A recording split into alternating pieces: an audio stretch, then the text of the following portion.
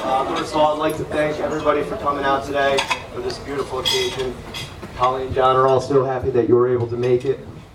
Am I good? Before I get started, I'd like to thank Mrs. Boyle for planning just an amazing, I'm shaking a little bit, sorry. Planning just an amazing wedding. I mean, you did so much work, and it was well.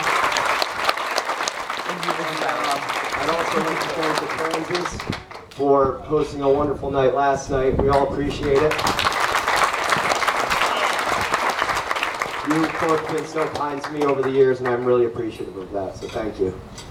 And last but not least, I'd like to thank Mike Kranz for buying us beer in high school and stashing it out.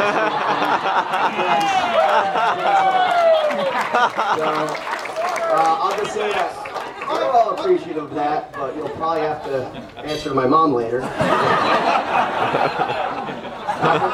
For those of you who don't know, my name is Carley, and I've known John for nearly 26 years, I guess, from our days at nursery school at Cabbage Hill.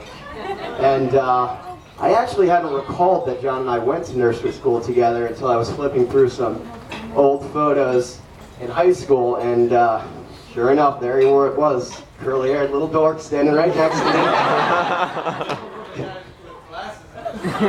Getting there. And all the memories flowed back to me at that point when I saw that picture, and I recalled how great it was going to nursery school with John, because my planet-sized bifocals and eye patch actually looked kind of cool by comparison to him.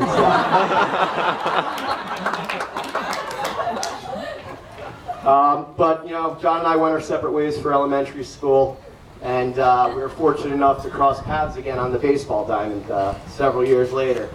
John and I were actually pretty good baseball players. We were good enough to be on several Little League All-Star teams over the years, and it was at that time that I really began to forge my friendship with John.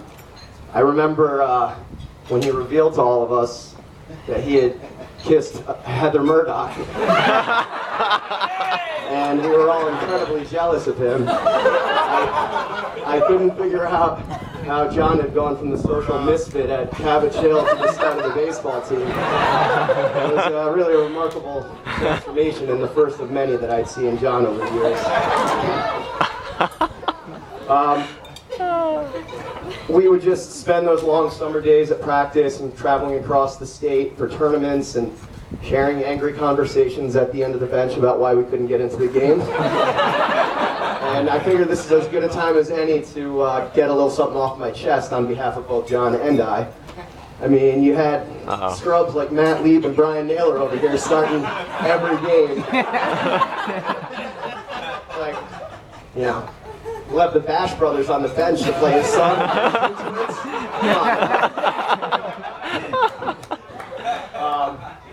It was also at that time that John and I recognized our mutual musical interests. We spent many of those games perfecting our harmonies to John Fogerty's classic "Put Me in, Coach." But we were all so excited when our elementary schools came together for middle school and high school. And over the next 6 years, we all as a group really grew inseparable. We spent every weekend on day-long hikes and bike rides, and it was at that time that I really realized how smart and special John was. He always had the most interesting perspectives, and even as an adolescent, it was really impressive.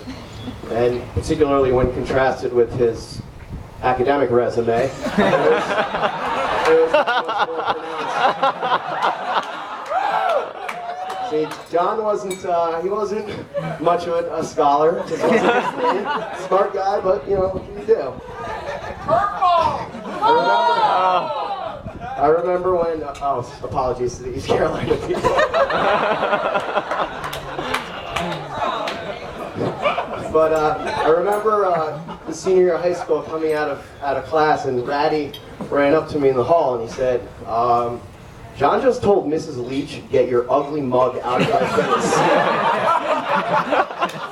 We all thought that was the funniest thing we'd ever heard, but I'm guessing she felt differently at the time.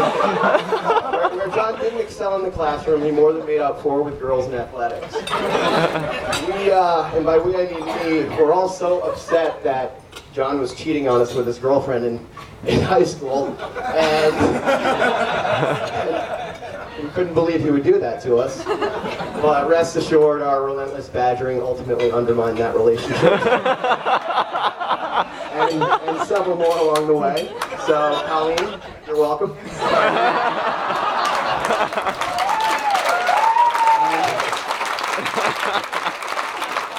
And you'll see here, don't worry, okay? John was also an incredible volleyball player. He literally taught himself the game from a book and willed himself to be, that's true. That's true. And he willed himself. He ultimately was an all-state player and led his team to a state championship. Granted, there were only 2 teams in the state. Those volleyball teams, but that's neither here nor there. I didn't recognize how much John truly meant to me until after we went our separate ways for college. I went out to Michigan, he went down to ECU. And I had a pretty tough time my first year of college, and I really leaned on John to help get me through that. I finally had an opportunity to go visit John for junior and senior year of college down at ECU. And once again, I noticed an incredible transformation in John. He was taking school somewhat seriously. He had a job. He was mentoring a young, underprivileged youth from the neighborhood. And he was training for a marathon. And that last one was what really set me off, because, you know, this is the guy who used to make fun of me relentlessly for running for fun as part of the cross-country team in high school. And now he was going to be a marathon runner. All right. It was also during this time and shortly thereafter that John began to hone his incredible craft as a carpenter and a framer. You can see all of this as one of the many examples of that. Yeah, Johnny!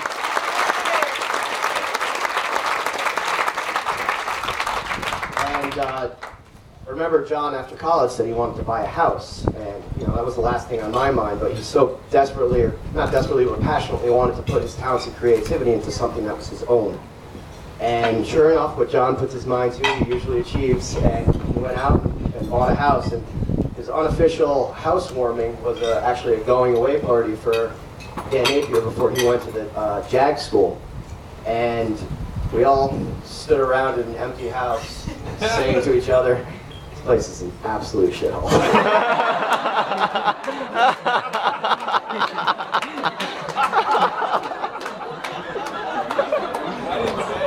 Wow. After 2 or 3 months, I'd come home to visit, and his home was truly changing shape. And sure enough, 2 years after he started, he had transformed his home into a beautiful place. And in a lot of ways, that transformation mirrored John's transition into adulthood. John's most recent and most important transformation happened shortly thereafter. We were riding in his truck, and I remember he said to me, "Hey, I ran into Colleen Boyle in the neighborhood." I said, "Oh, really? How's she?" He said, "She's actually incredible. We're hanging out quite a bit." And I could tell from his excitement in his voice and his sheepish grin that he had really found something special. I had known Colleen from high school, and even then she was a great, great person. Everybody loved her. And as John and Colleen grew closer, and I got to spend more time with her, I realized why he had found the perfect fit.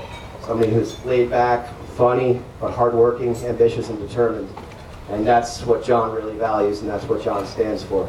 So John, just want to let you know, I consider you to be another brother, and I wish you nothing but happiness. So as the two of you go into this next transformation in your lives together, I wish you happiness, health, and many more great weekends here on Block Island.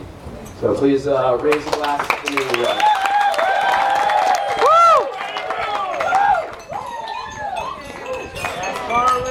There we go.